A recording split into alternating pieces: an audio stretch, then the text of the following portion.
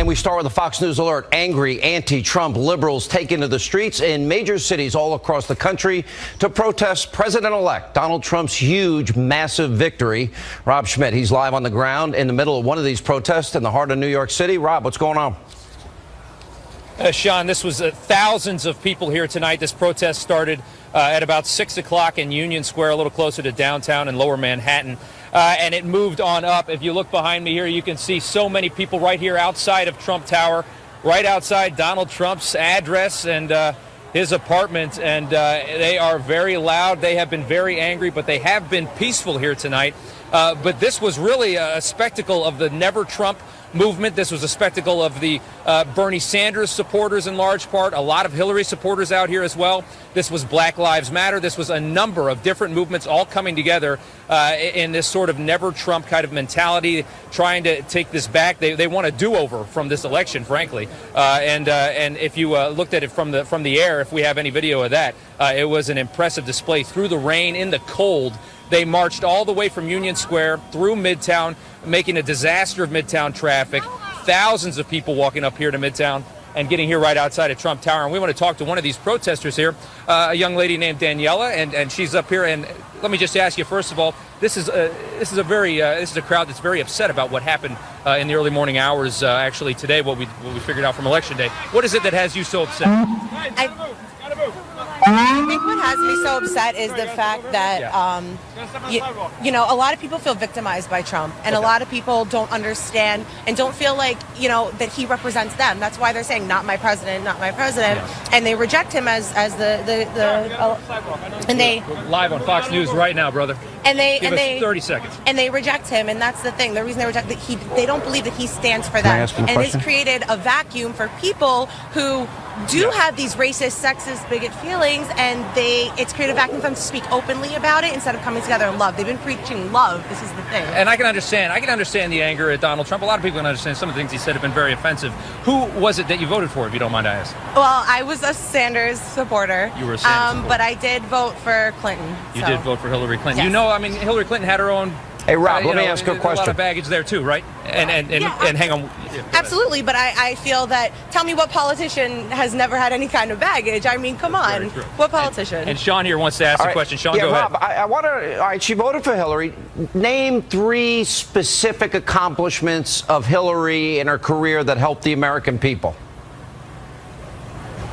Okay, Sean wants to know, what are the accomplishments that you saw of Hillary Clinton over the 30 years or so she was in office that actually helped the American people? Trump supporter. Well, when I was a child, I was actually one of the people that benefit from her health care plan. So as a child, I was on that. Her health care plan never passed. I actually received health care from it never passed. her initiative. So I think that was something that was really beneficial to me. Right. And I don't know. I don't see her as this demonized person, but. Okay, what else? Other than Chip, what else? What did you see? What inspired you to vote for Hillary Clinton, even though you were a Bernie Sanders supporter? Honestly, I really feel like it's just because if you look at the two, I feel like is more about, you know, speaking for people that can't be spoken for, instead of that, you know, that little group of people. And the anger out here, you think, is palpable. You could feel it in the air. Yeah, you could definitely feel it. And, you know, I just feel like these people are upset, you know, and they have a right to be upset. And, you know, the things that he said is, like I said, has created a vacuum for people to speak openly about things that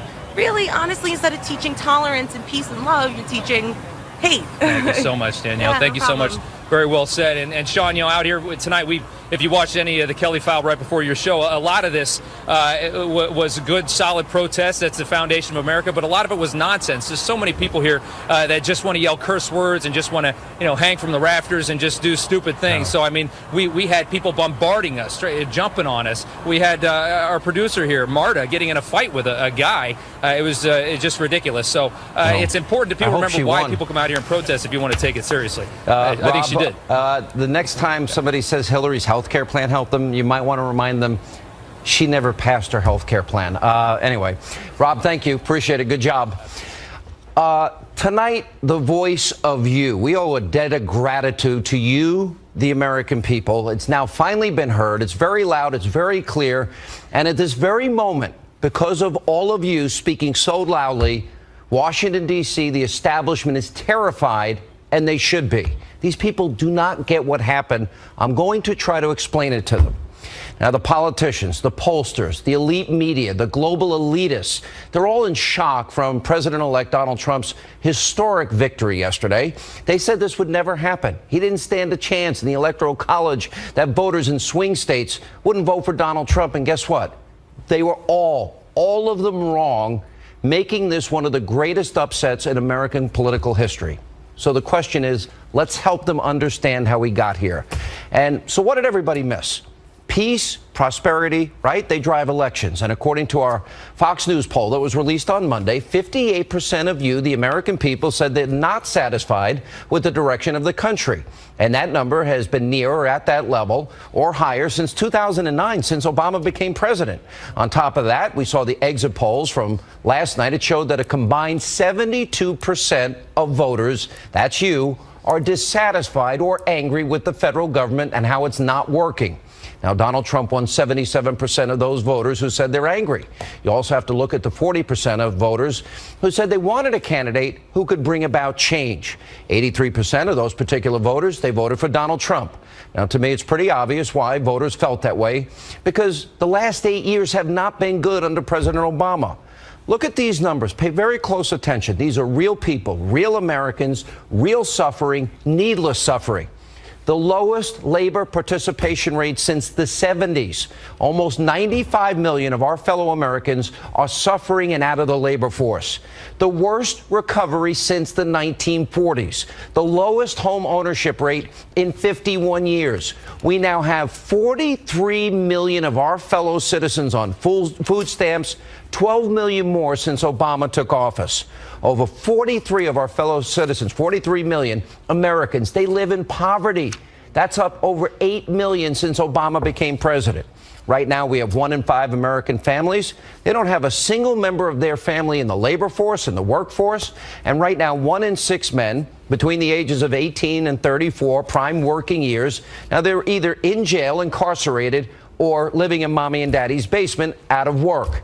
And by the time President Obama leaves office, he will have accumulated more debt for this country than all 43 presidents before him combined. Now, everything that I just showed you, it isn't just the numbers. It's not government data. It's, for bureaucrats to say, oh, 43 million, okay, we'll look at that. These are our friends, our neighbors, our co-workers in some cases, real people, real Americans, real lives left behind. They are the forgotten people that Donald Trump has been talking about. He talked about the forgotten man, the forgotten American. Now, President Obama deserves a lot of the blame for this suffering, but so do the Republicans in Washington. They did nothing to stop Obama's agenda, even though they promised over and over again that they would. Republicans, at times, they were timid, they were afraid, they were spineless, they didn't want to take a stand. Republicans sat on their hands while President Obama exploded and doubled the national debt.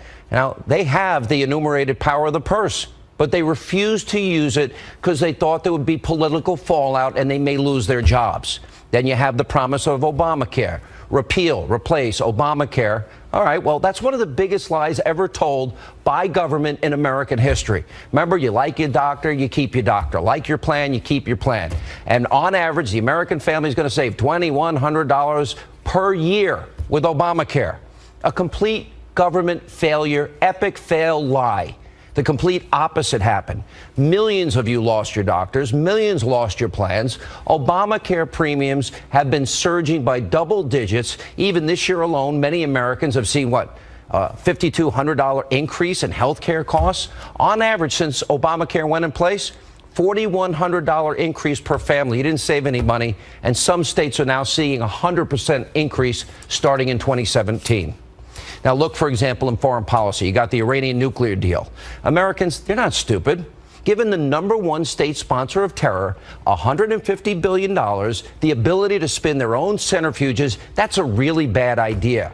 And you don't pull out of Iraq for pure political purposes, ignoring the American lives, the blood, sweat, the treasure, the tears. These guys fought, bled, and died for cities like Fallujah and Ramadi and Tikrit and Baghdad and Mosul. They won those cities. And then because it wasn't politically expedient, they pulled these guys out after they had these hard-fought victories. And look at Syria. Everyone feels bad for the refugees, victims of a civil war. But if you come from a country or an area of the world that has values that conflict with our constitutional republic, then it might pose a danger to America if we let them come here.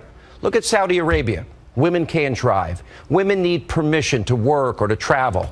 Marital rape in some of these countries is not recognized, and marital beatings not recognized. Gays and lesbians can be killed and thrown off the tops of buildings.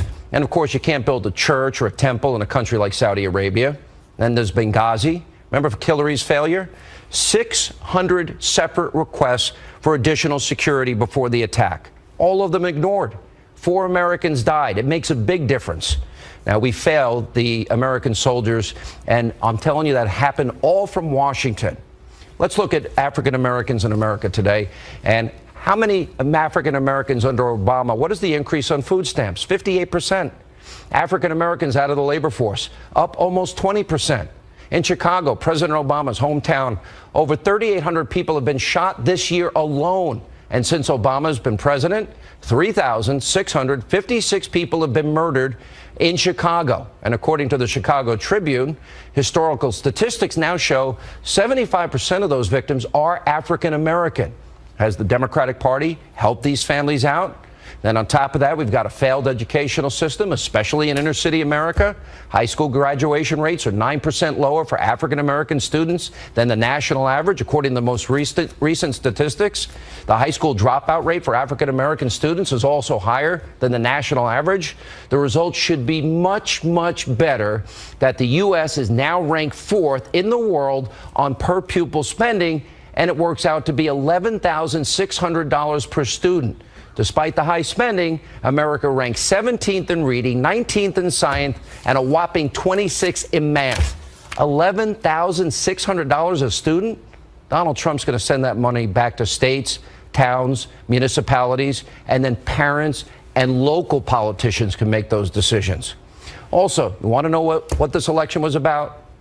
Look at America's open borders. They're a mess, and they're not secure. And Americans knew that if Donald Trump actually builds that wall, then it's less likely that people will cross into the country. It'll also mean that Americans won't be competing with illegal immigrants for the few jobs that are available, driving down wages. And lastly, Americans know that we can become energy independent. And that means we don't have to deal with countries that hate our guts. We have more natural resources here in America that will literally, the lifeblood of our economy, that will fuel this country for generations to come, create millions of high-paying jobs and careers. Now, by the end of this week, I will outline the agenda that I believe that the forgotten people need so that the rungs of the ladder will be put back in so they can climb to success themselves. Those Americans that all these D.C. politicians, Republicans, Democrats, have ignored for way too long.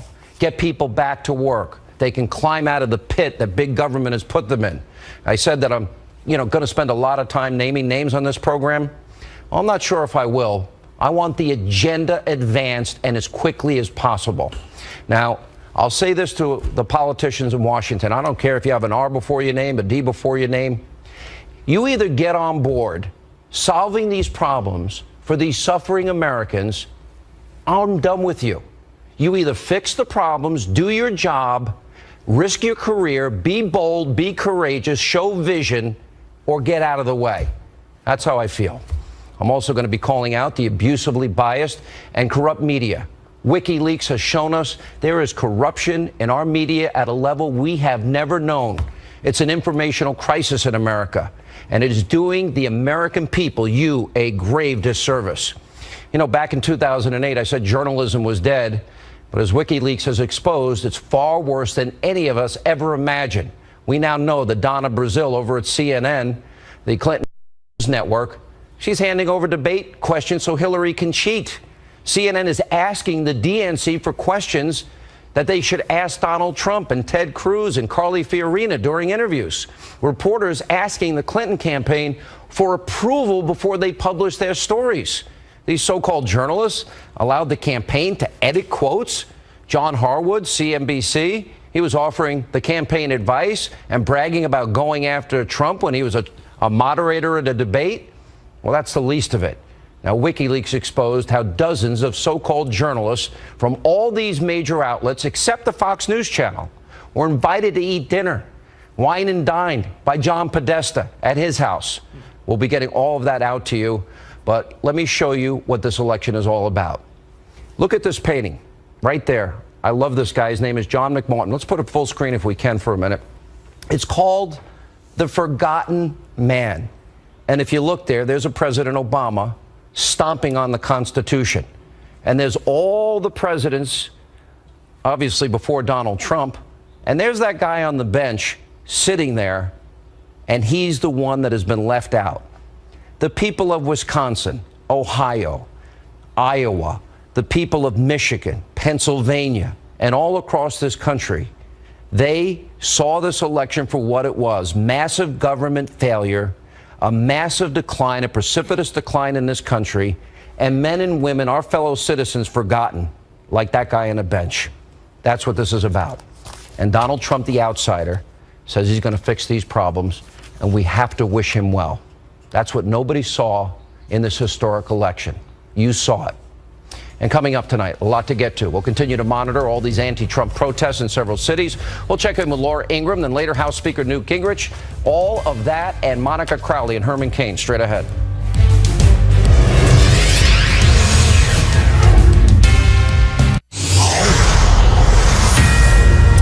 And this is a Fox News alert. Angry anti-Trump protesters and protests breaking out in major cities now all across the country after Donald Trump's major electoral victory. We're going to be following those closely tonight. Joining us now with reaction, the editor-in-chief of Life Z, Fox News contributor, and a nationally syndicated radio host. I had the honor of being on our show this morning. Laura Ingraham, you are one of the few. Monica Crowley, Herman Cain, Newt Gingrich is coming up. We saw the possibility, and so many of our colleagues, let's put it that way, were hoping upon hope that they'd be trashing us today. Why do you see this? Well, I went... Yeah, you what? Yeah, I went on Twitter before when I was listening to your report, and I just started posting flashback prognostications from a year ago and summertime. It's over. Hillary's won the presidency. Donald Trump can never win the presidency. Our friend Eric Erickson, I've disinvited him from Red State. I'm sorry, but I do think it's not gloating. It's a realization that the forgotten people, as you described so aptly, have looked for a champion. Not someone who's perfect, but someone who they know when push comes to shove will fight for them. First, fight for their interests, fight for their future, fight for their children. And they found that person in Donald Trump. And they found it on the issues of trade, of globalization, of borders, of Obamacare. And as you pointed out, Sean, calling out the politically correct verbiage that is propagated on college campuses. A lot of the protesters that you're seeing tonight with their foul language and their disrespect, they embody what is being taught on college campuses: illogical thinking, poor grammar, bromides, cliches. There's no real substance. It's just an emotion. Everyone's emoting tonight. And as my deceased mother would have said, suck it up, Buttercup. It's not fun to lose, but not everybody gets a trophy. That's another falsehood that's been taught by the modern culture. So Trump held up a mirror to all these failures, and he called them out brashly sometimes. But it was invigorating for a lot of folks. We didn't know how it was going to end, but we thought that if these issues were put forward in a really bold way, he'd have a fighting chance against the Clintons, frankly, the Bushes, Hollywood, academia, and some of the GOP establishment here in Washington, D.C., and along with Hillary and all of her henchmen. And by golly, he did it. And I think we should learn a lot about just what people generally want, which is just a chance at a better life and less government. Those people are suffering needlessly, and they've been suffering for a long time. And you know, when you think of how bad things got in the last 8 years, nobody seemed to want to talk about that. You're right. Donald Trump went up against the Republican establishment, the Democratic establishment, the media establishment, the globalist establishment.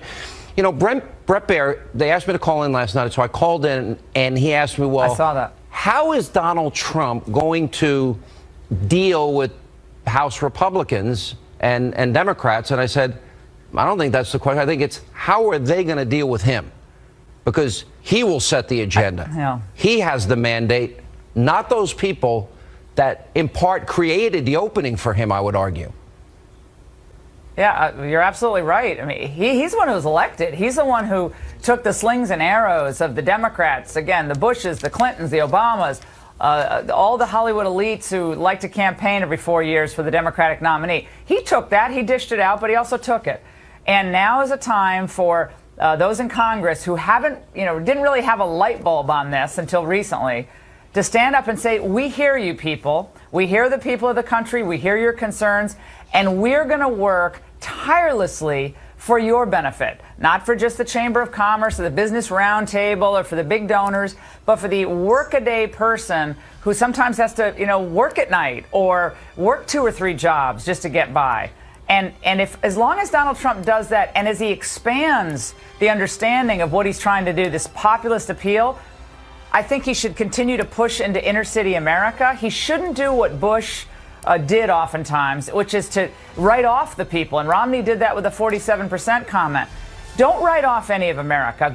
Go into those inner cities. Continue to do that. Push into the Latino community, the black community. You bumped up the returns among Latinos and blacks 2% in each category. That's not bad, considering how he was vilified by the press for what he believed and what he said. So I think there's an enormous growth potential, both for the economy, Sean, and also for this populist message that a lot of those kids that are running around New York and Portland, Oregon tonight, they don't really understand. They've never been taught it in college campuses, and they certainly haven't been taught it at home, most likely. I think one of the more underreported platforms of Trump was his New Deal with Black America and African Americans, and that is that we're going to make your community safer, we're going to fix your schools, and we're going to create economic zones where people can obviously benefit.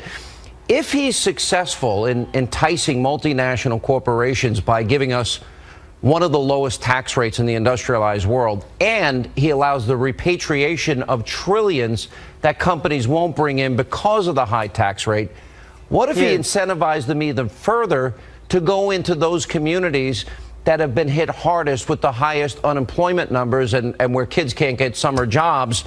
And wouldn't that be helpful and show Republicans do care about Americans working, regardless of race, creed, color, background? Right. Sean, you're right. Results matter. And he won, even though the kids in the street don't really like it. They want to cause trouble. I get that. But he won. And now it's time to implement this agenda. We know the old ways haven't worked. We've piled up debt. You've cataloged this, by the way, better than anyone on television, night after night after night. What these failed ideas have done to middle-class Americans, people just entering the workforce, young people right out of college, you've cataloged it. It's devastating. These policies do not work. We have to try new policies. Trump campaigned on that. I hope everybody in Congress on the Republican side stands with him instead of fighting him. I mean, they didn't fight Obama on a lot of things. They shouldn't fight Trump on the issues that propelled him into the presidency. I hope we don't see that because we certainly didn't see that gusto in trying to roll back these executive orders of Obama or defund the Planned Parenthood. So I hope they certainly stand with him on these issues that you've hit every night. I think with the lower tax rates, Reagan did it, John F. Kennedy did it. Add to that a push towards energy independence, the Keystone Pipeline, fracking, natural gas, drilling oil. Yeah, new trade deals. Trade deals. Yeah, free and fair. I mean, this is an amazing country with magnificent people who want to work. They don't want to be slaves to the government. And if he implements this agenda, this will be a renaissance across America. And it's not going to be easy. It's going to be hard. But he's got to resist the idea of going into your cocoon. Keep doing what he did in Detroit and all across this country that drove the left crazy. Sean, now you know why it drove the left crazy. Because he's getting into their territory that they've dominated for so long. I'm very excited about the potential. I think there's a lot of potential and a lot of work to do. There's no doubt about it. A lot of Republicans will have to get on board or get out of the way. Laura, good to see you. Thank you. Exactly. Coming up, we'll continue to monitor all these anti-Trump protests across the country. And up next tonight. To all Republicans and Democrats and independents across this nation, I say it is time for us to come together as one united people. Donald Trump, after being elected the 45th president of the United States last night, calling for unity. We'll check in next with former Speaker of the House, Newt Gingrich, and up later, Monica Crowley, Herman Cain. They're here. That and more straight ahead.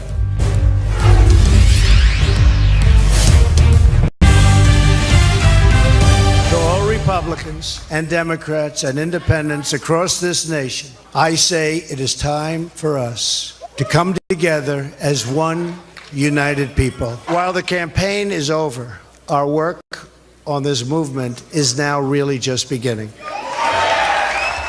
And that was President-elect Donald Trump last night after it was announced he will be the 45th president of the United States. Joining us now, best-selling author of the new book Treason, former Speaker of the House, Fox News contributor, big smile on his face, Newt Gingrich. There was a part of me today that really wanted to name names of those Republicans, those... all right, you're going to show yourself the bigger man.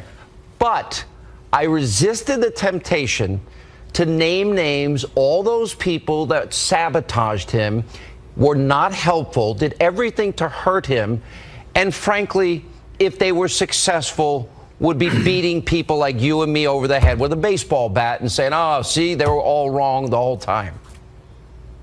But I didn't do it. Aren't you proud of me? Right. I'm very proud of you. I think it's a sign of your newfound post-victory maturity. All right. What do you... I mean, go ahead. Let me just say this because we've known each other so long. You and I, along with millions of other Americans, are just beginning one of the great adventures of our lifetime.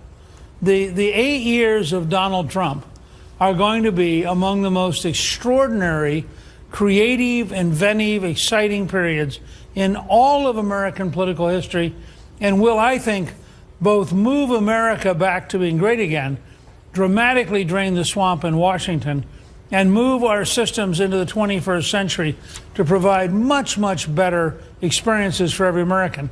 Now, my only point is, compared to all that, the little whiny, sniveling, negative cowards who were never Trumpers are beneath our paying attention to them. Let them drift off into the ash bin of history while we go ahead and work with Donald Trump and with the House and Senate Republicans to create a dramatically new future. Do you believe the old order Republican Party, I believe it's dead, and there's a new Republican Party, and hopefully one that's revitalized with bold colored differences, as President Reagan talked about?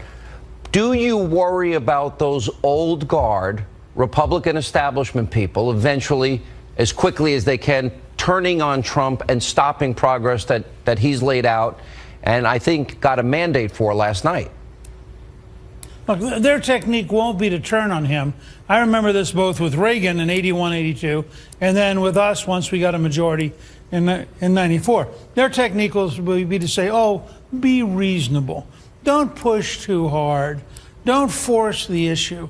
Find a compromise with Democrats. Maybe he shouldn't name one of the justices who are conservative who's on his list. Maybe he should find a nice, moderate, acceptable to the Democrats.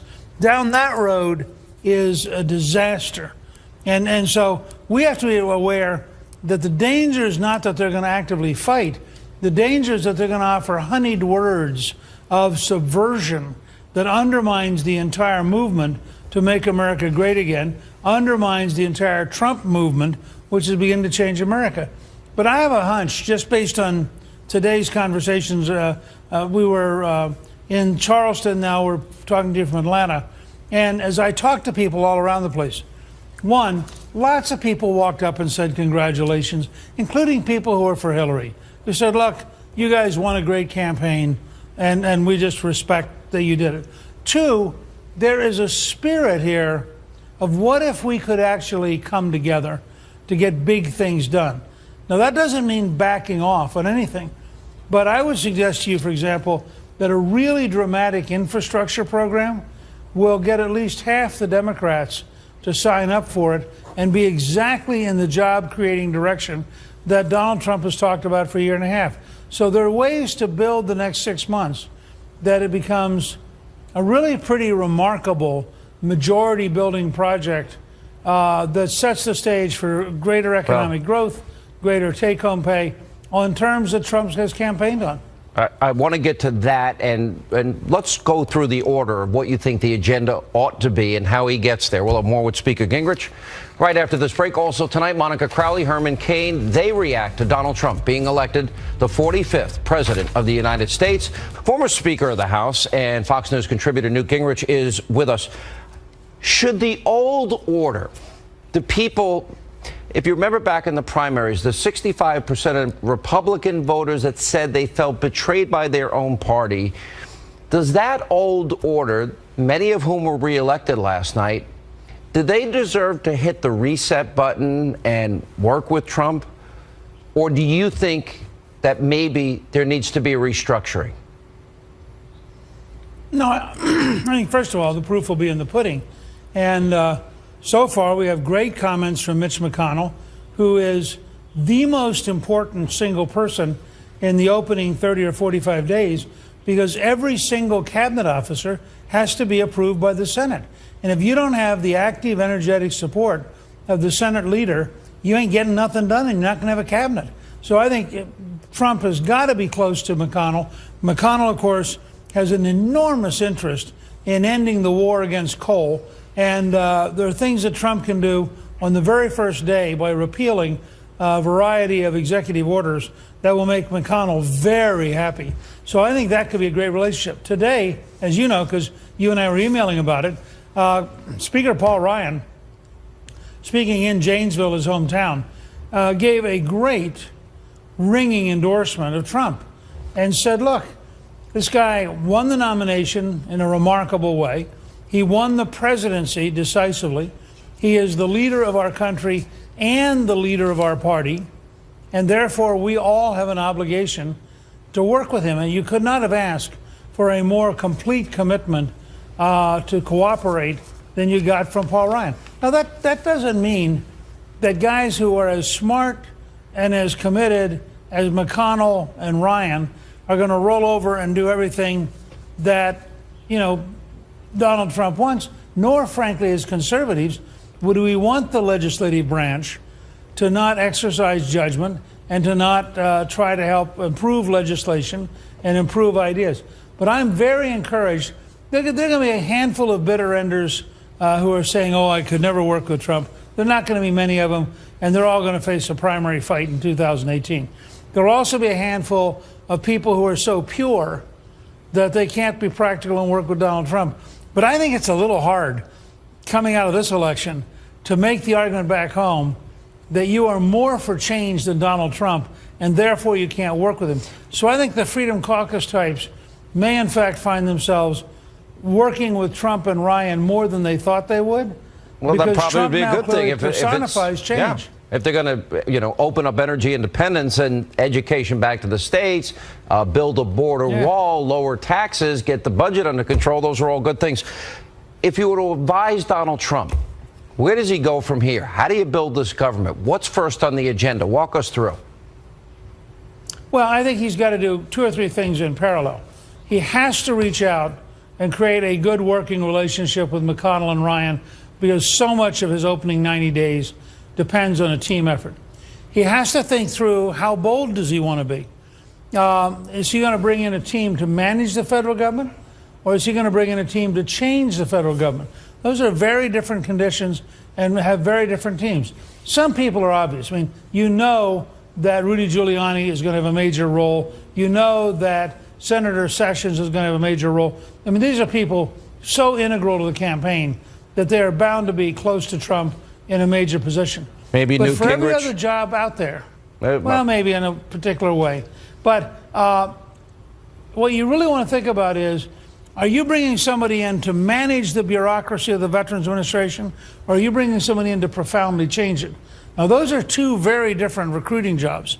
And I think things like that. The other thing I would say is that Trump needs to pick a limited initial set of really big changes that he wants to come in with, that defines the first 6 to 8 or 9 months of his presidency in domestic policy. One of them clearly is a big infrastructure bill. One of them has to be getting control of the southern border. You have a list, I know, that's very compelling and very powerful. And so all of which, by the way, came out of Trump's speeches. So it's not, it's not like we're suggesting new things. But I think that communicated to the team so all the House Republicans and the Senate Republicans understand, look, here's the next 90 or 100 days so they can get in the rhythm of doing that. That could really accelerate progress. I want to thank you, Mr. Speaker. You've been extraordinarily generous with your time, your insight. You put yourself out there on a limb, and I know you worked behind the scenes helping President-elect Trump, and I have a funny feeling you might be around him a lot. Just a guess on my part. I don't know. Good to see you, sir. Good to be with you. And coming up, Monica Crowley, Herman Cain, they'll weigh in. They'll also respond to the anti-Trump protests going on around the country and much more. And welcome back to Hannity. So tomorrow morning, President-elect Donald Trump will meet with President Obama at his new home. Well, coming in January, the White House, as they begin the transition of power. Joining us now, Fox News contributors Herman Cain, Monica Crowley, both were big Donald Trump supporters, and good for both of you. And you know what? Look, we all took a little heat, didn't we? A little heat, yes. Sean? We took a lot of heat. In fact, I was the first one a couple of weeks after Donald Trump made his announcement. You did. In June of 2015. You were. And I came on this network and I did radio with Don Imus and so many other people. And I said, stop laughing. Do not underestimate him. He can win the whole thing. And here we are. Donald Trump is the president. Monica Crowley's with her. I have no idea what she's smoking, but I still like her. She's a nice girl. Herman, you took some heat too. I did. I went to 3 Donald Trump rallies, introduced him 3 times, and obviously I took some heat. But I didn't care because I wasn't looking at all of the BS that was being thrown at him. And the people who went to the rallies, let me tell you, that was his ground game. Here's what nobody's talked about, Sean. 10,000 people show up for a rally, they're going to tell 10,000 people. That's his ground game. That was his ground game, and it worked. It was unconventional, but it worked. And I got to tell you, those people heard the substance of what he was talking about at those rallies, even though it wasn't reported and by on the way, nightly Herman, news. And then, or Monica, I'll go to you. And then they posted it on Facebook and Instagram and Twitter. He got more bang for his buck. I think he probably has spent less money than any presidential candidate in 50 years. He ran his campaign like a business, and he's going to run the country like a business too. Look, what we saw last night is the most astonishing political story, certainly of our lifetimes, maybe in the history of the Republic. This is a man who has never done this before, basically had no money in his campaign, and had a very skeletal campaign staff, and he pulled the whole thing off. One of the big reasons why he did was he spoke directly to the issues that affect the livelihoods of the American people: jobs, economic growth, illegal immigration.